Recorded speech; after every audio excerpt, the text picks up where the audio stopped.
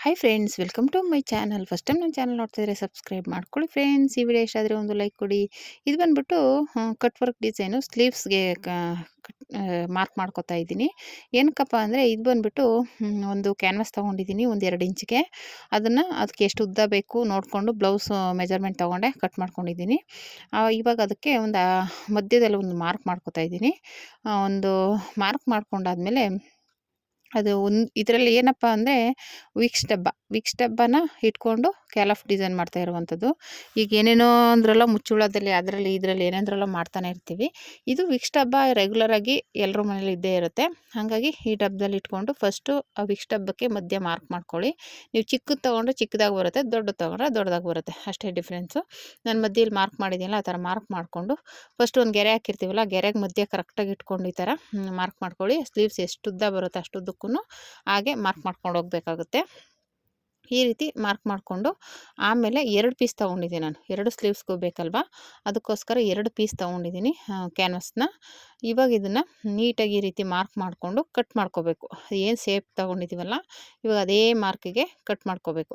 Cut ಮಾಡಿಕೊಂಡು 2 ಸ್ಲೀವ್ಸ್ಗೂ ನೀವು ಬೇಕು ಅಂದರೆ ಐರನ್ ಮಾಡ್ಕೋಬೋದು. ನಾನು ಮತ್ತೆ ಅಂಗಡೀಲಿ ಮನೇಲಿ ಐರನ್ ಮಾಡೋದು, 2 ಕಡೆನೂ ಓಡಾಡೋಕ್ಕಾಗಲ್ಲ ಅಂತ ನಾನು ಹಾಗೆ ಸ್ಟಿಚ್ ಮಾಡ್ಕೋತಾ ಇದ್ದೀನಿ. ಐರನ್ ಇದ್ದರೆ ಐರನ್ ಮಾಡ್ಕೋಬೋದು.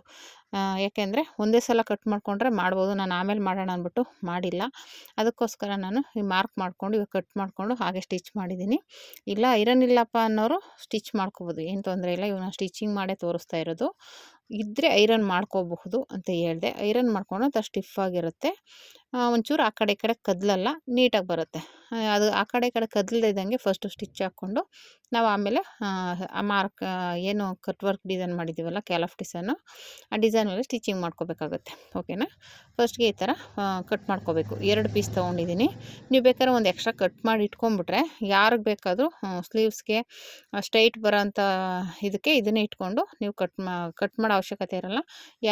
ಎಲ್ಲ ಬ್ಲೌಸ್ಗೂ ಅಡ್ಜಸ್ಟ್ ಮಾಡ್ಕೋಬೋದು. ಒಂದು 3 ಪೀಸ್ ಕಟ್ ಮಾಡಿ ಇಟ್ಕೊಂಡ್ರೆ ಸ್ಟ್ರೈಟ್ ಕಟ್ ಬರೋದು ಎಲ್ಲದಕ್ಕೂ ಸ್ಲೀವ್ಸ್ಗೆ ಎಲ್ಲದಕ್ಕೂ ಮಾಡ್ಕೋಬೋದು. ಬೇರೆದು ಒಂದು ಸ್ವಲ್ಪ ಬೋಟ್ ನೆಕ್ ಅದಕ್ಕೆಲ್ಲ ಸ್ವಲ್ಪ ಡಿಸೈನ್ ಚೇಂಜ್ ಆಗುತ್ತೆ. ಇನ್ನು ಸ್ಟ್ರೈಟ್ ಕಟ್ ಬರೋದಕ್ಕೆಲ್ಲ ಇದೇ ಡಿಸೈನ್ ಯೂಸ್ ಆಗುತ್ತೆ. ಬೇಕಾದ್ರೆ ಕಟ್ ಮಾಡಿ ಒಂದು ಪೀಸ್ನ ನೀವು ಇಟ್ಕೊಂಡ್ಬಿಟ್ರೆ ಯಾವಾಗ ಬೇಕಾದರೂ ಯಾವ ಬ್ಲೌಸ್ಗಾದ್ರೂ ಅಡ್ಜಸ್ಟ್ ಮಾಡ್ಕೋಬೋದು. ಓಕೆನಾ. ಈ ರೀತಿ ಫಸ್ಟು ಒಂದು ಸ್ಟಿಚ್ ಹಾಕೊಂಡ್ಬಿಡ್ತಾ ಇದ್ದೀನಿ ಮೇಲ್ಗಡೆಗೆ. ಕೆಳಗಡೆ ಕ್ಯಾಲಫ್ ಡಿಸೈನ್ ಬರುತ್ತೆ. ಈ ರೀತಿ ಬಂದಮೇಲೆ ಇವಾಗ ಕ್ಯಾಲಫ್ ಡಿಸೈನ್ ಹೇಗಿದೆ ಅದ್ರ ಮೇಲೆ ಒಂದು ಸ್ಟಿಚ್ ಹಾಕೋತಾ ಇದ್ದೀನಿ ಕ್ಯಾನ್ವಾಸ್ ಮೇಲೆ. ಐರನ್ ಮಾಡಿದ್ರೆ ಅಷ್ಟು ಅವಶ್ಯಕತೆ ಇರೋಲ್ಲ. ಯಾಕೆ ಐರನ್ ಮಾಡಿಲ್ಲದೆ ಇರೋದ್ರಿಂದ ಅದ್ರ ಕರೆಕ್ಟಾಗಿ ಅದ್ರ ಮೇಲೇ ಸ್ಟಿಚ್ ಹಾಕ್ಕೋಬೇಕು. ನೀಟಾಗಿ ಬರಬೇಕದು. ಸ್ಟಿಚ್ಚಿಂಗಲ್ಲೇ ಇದು ಫಿನಿಶಿಂಗ್ ಬರೋದು. ನಾವು ಸ್ಟಿಚ್ಚಿಂಗ್ ಸ್ವಲ್ಪ ಆ ಕಡೆ ಈ ಕಡೆ ಹಾಕಿದ್ರು ನೀಟಾಗಿ ಬರೋಲ್ಲ.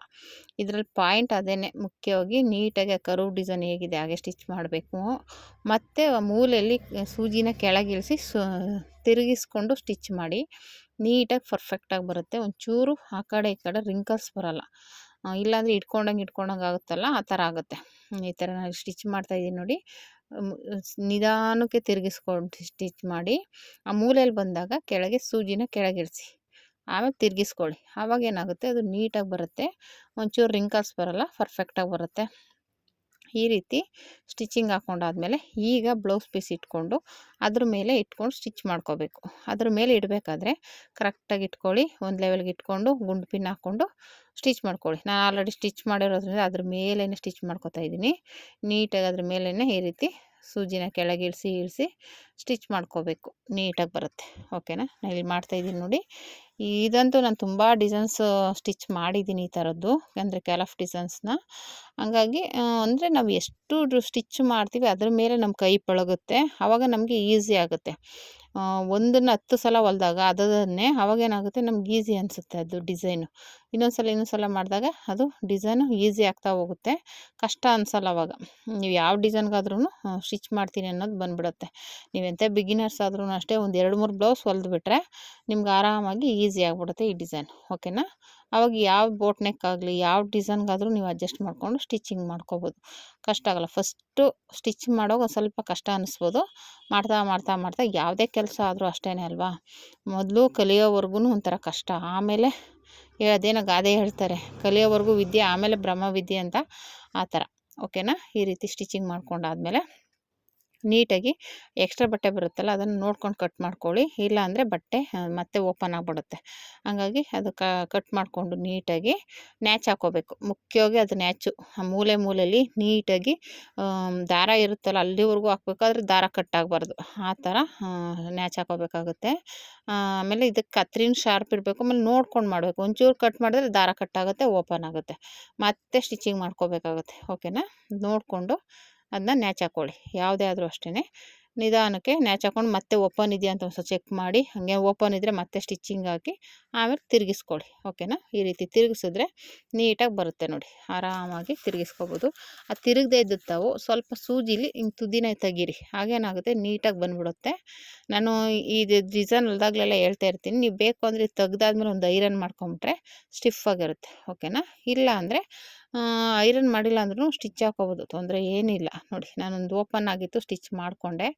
ಹಂಗೆ ಒಂದೊಂದು ಓಪನ್ ಆಗಿಬಿಡುತ್ತೆ, ನೋಡಿಕೊಂಡು ಸ್ಟಿಚ್ ಮಾಡ್ಕೋಬೇಕು. ಆಮೇಲೆ ಇದೇ ರೀತಿ ನೀಟಾಗಿ ಅದನ್ನ ಸೂಜಿಲಿ ಸ್ವಲ್ಪ ತೆಗೆದು ಒಂದು ಲೆವೆಲಿಗೆ ಬರಬೇಕಲ್ಲ ಅದು, ಇಲ್ಲ ಒಳಗಡೆನೇ ಸಿಗಾಕೊಂಡ್ಬಿಟ್ರೆ ನೀಟಾಗಿ ಫಿನಿಶಿಂಗ್ ಕಾಣಿಸಲ್ಲ. ಅದು ಏನಿದೆ ಕಟ್ ವರ್ಕ್ ಡಿಸೈನು ನೀಟಾಗಿ ಕಾಣಿಸಲ್ಲ. ಈ ರೀತಿ ಆದಮೇಲೆ ಸುತ್ತ ಒಂದು ಸ್ಟಿಚಿಂಗ್ ಹಾಕ್ಕೊಳ್ಳಿ. ಬರೀ ಇಷ್ಟೇ ಆದ್ರೂ ನಿಮಗೆ ಓಕೆನೆ. ಇವಾಗ ಇಷ್ಟಕ್ಕೆ ಸಾಕು, ನಮ್ಮ ಪೈಪಿಂಗ್ ಏನು ಬೇಡ ಅನ್ನೋರು ಇಷ್ಟೇ ಸ್ಟಿಚ್ ಮಾಡಿಕೊಂಡ್ರು ಕ್ಯಾಲಫ್ ಡಿಸೈನು ರೆಡಿ ಆಗುತ್ತೆ, ಕಟ್ ವರ್ಕ್ ಡಿಸೈನ್. ಇಲ್ಲ ಕೆಲವ್ರು ಪೈಪಿಂಗ್ ಕೇಳ್ತಾರಲ್ವ, ಬೇಕು ಅಂದರೆ ಇದಕ್ಕೆ ಪೈಪಿಂಗ್ನು ಇಟ್ಕೋಬೋದು. ಈಗ ಜಾಸ್ತಿ ಪೈಪಿಂಗ್ ಇಟ್ಟು ಹೊಲಿಯೋದು ಒಂದು ಟ್ರೆಂಡಿಂಗ್ ಆಗಿರೋದ್ರಿಂದ ನಾನು ಪೈಪಿಂಗ್ ಇಟ್ಟು ಸ್ಟಿಚ್ ಮಾಡಿ ತೋರಿಸ್ತಾ ಇದ್ದೀನಿ. ನಾನು ರೆಡಿಮೇಡ್ ಪೈಪಿಂಗ್ ತೊಗೊಂಡಿದ್ದೀನಿ, ಥ್ರೆಡ್ ಪೈಪಿಂಗು. ಇವಾಗ ಆ ಕಟ್ ವರ್ಕ್ ಏನು ಡಿಸೈನ್ ಇದೆ ಅದಕ್ಕೆ ಎಷ್ಟು ಬೇಕು ಅಷ್ಟನ್ನು ಕಟ್ ಮಾಡ್ಕೋಬೇಕು. ಮಾರ್ಕ್ ಮಾಡಿಕೊಂಡು, ಇಲ್ಲ ಟೇಪಲ್ಲಾದರೂ ಅಳತೆ ಮಾಡಿ, ಹಾಗೇ ಥ್ರೆಡ್ ಪೈಪಿಂಗ್ನ ಇಟ್ಟು ನಾನು ಮಾರ್ಕ್ ಮಾಡ್ಕೊಂಡು ಕಟ್ ಮಾಡ್ಕೊಂಡಿದ್ದೀನಿ. ಅದೆಷ್ಟು ರೌಂಡ್ ಬರುತ್ತೆ ಅಷ್ಟಕ್ಕೂ ಕಟ್ ಮಾಡಿಕೊಂಡು ರೆಡಿ ಮಾಡ್ಕೋಬೇಕಾಗುತ್ತೆ. ಇದನ್ನು ನಾನು ನೆಕ್ ಹೊಲಿಯುವಾಗ ಹಂಗೆ ತೋರಿಸಿದ್ದೆ, ಇದು ಕಟ್ ಮಾಡಿಕೊಂಡೇ ತೋರಿಸಿದ್ದೀನಿ. ನೋಡಿ ಇದಕ್ಕೆ ಎಷ್ಟು ಪೀಸ್ ಬರುತ್ತೆ, ಎಷ್ಟು ರೌಂಡ್ ಬರುತ್ತೆ ಅಷ್ಟಕ್ಕೂ ಕಟ್ ಮಾಡ್ಕೊಂಡಿದ್ದೀನಿ. ಈಗ ನೀಟಾಗಿ ಇಟ್ಕೊಂಡು ಸ್ಟಿಚ್ ಮಾಡ್ಕೋಬೇಕು ಅಷ್ಟೇ, ಇನ್ನೇನಿಲ್ಲ, ತೊಂದರೆ ಏನಿಲ್ಲ. ಆದರೆ ಒಂದ್ರ ಕೆಳಗೆ ಒಂದು ಬರಬೇಕು, ಆ ಥರ ಮಾಡ್ಕೋಬೇಕು. ಒಂದು ಫುಲ್ಲು ಹಾಗೆ ಸ್ಟಿಚ್ ಮಾಡ್ತಾರೆ, ನನಗದು ಕಂಫರ್ಟಬಲ್ ಇಲ್ಲ. ನಾನು ಈ ಥರನೇ ಸ್ಟಿಚ್ ಮಾಡೋದು. ನೋಡಿ ಈ ರೀತಿ ಒಂದು ರೌಂಡ್ ಸ್ಟಿಚ್ ಆದಮೇಲೆ ಅದು ಒಳಗಡೆ ಹೋಗ್ಬಿಡ್ಬೇಕು. ಈ ರೀತಿ ಸ್ಟಿಚ್ ಮಾಡಿಕೊಂಡು ಮತ್ತೆ ಇನ್ನೊಂದು ಪೀಸು ಅದ್ರ ಕೆಳಗಡೆ ಬರಬೇಕು.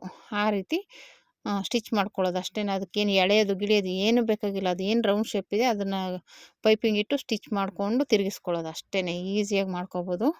ಅಲ್ಲಿ ತಿರುಗಲ್ಲಪ್ಪ ಅನ್ನೋ ಟೆನ್ಷನ್ ಇರುತ್ತಲ್ವ, ಅದಕ್ಕೋಸ್ಕರ ಇದನ್ನು ಫುಲ್ಲು ಸ್ಟಿಚ್ ಮಾಡಿಬಿಡಿ ಒಂದು ರೌಂಡನ್ನ. ಮತ್ತು ಇನ್ನೊಂದು ಪೀಸ್ ಇಟ್ಕೊಂಡು ಹಿಂಗೆ ರೌಂಡ್ ಸ್ಟಿಚ್ ಮಾಡಿ, ಆವಾಗ ನಿಮಗೆ ಈಸಿಯಾಗಿ ಆಗುತ್ತೆ. ಓಕೆನಾ? ಇವಾಗ ಒಂದರಿಂದ ಒಂದು ಇಟ್ಕೊಳ್ಳೋಕೆ ಕಷ್ಟ ಆಗುತ್ತೆ ಅನ್ನೋರು ಈಗ ನೋಡಿ ಈ ಥರ ಬರುತ್ತೆ. ನೋಡಿ ಈ ಥರ ಬರಬೇಕು, ಒಂದ್ರ ಕೆಳಗೆ ಒಂದು ಬರಬೇಕದು. ಹಾಗಾಗಿ ನೋಡಿ ಈ ರೀತಿ ಇಟ್ಕೊಳ್ಳಿ. ಈ ರೀತಿ ಒಂದ್ರ ಕೆಳಗೆ ಒಂದು ಇಟ್ಕೊಂಡು ಸ್ಟಿಚ್ ಮಾಡ್ಕೊಳ್ಳಿ. ನಿಮಗೆ ಒಟ್ಟಿಗೆ ಇವಾಗ ಒಂದೇ ಸಲ ಸ್ಟಿಚ್ ಮಾಡೋಕ್ಕೆ ಕಷ್ಟ ಅನ್ನೋರು ಒಂದು ರೌಂಡನ್ನು ಸ್ಟಿಚ್ ಮಾಡಿಬಿಡಿ, ಮತ್ತೆ ಆಮೇಲೆ ಇನ್ನೊಂದು ತೊಗೊಂಡು ಸ್ಟಿಚ್ ಮಾಡಿ. ಆಗ ಮಾಡಿ, ಹಂಗಾದರೆ ಅವಾಗ ಇನ್ನೂ ಈಸಿ ಆಗುತ್ತೆ. ಓಕೆನಾ? ನಾನು ಸ್ಟಿಚ್ ಮಾಡ್ತಾ ಇದ್ದೀನಲ್ಲ, ಸೇಮ್ ಆ ಥರ ಒಂದು ಸ್ಟಿಚ್ ಹಾಕ್ಕೊಂಡು ಮತ್ತೆ ಅದು ರೌಂಡ್ ಶೇಪ್ಗೆ ಸ್ಟಿಚ್ ಮಾಡ್ಕೋಬೇಕು. ಅದು ಬಳುಕುತ್ತೆ, ಅದು ಏನಿದೆ ಪೈಪಿಂಗ್, ಥ್ರೆಡ್ ಪೈಪಿಂಗು, ಅದು ನೀವು ಹೆಂಗೆ ತಿರುಗಿಸ್ತೀರ ಹಂಗೆ ತಿರುಗುತ್ತೆ. ಅದನ್ನು ತಿರುಗಿಸ್ಕೊಂಡು ಸ್ಟಿಚ್ ಮಾಡ್ಕೋಬೇಕು ಅಷ್ಟೇ.